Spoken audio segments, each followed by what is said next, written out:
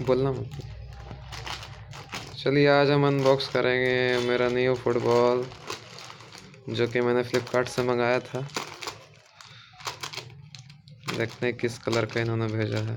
मैंने तो रेड मंगाया था, लेकिन क्या कलर निकलता है देखा जाए। मेरे फ्रेंड अनबॉक्सिंग कर रहे हैं।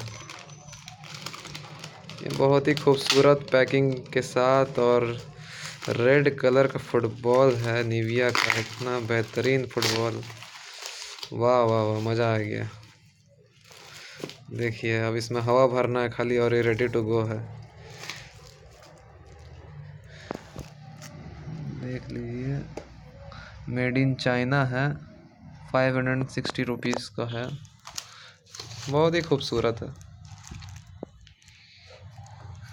देख सकते हैं आप।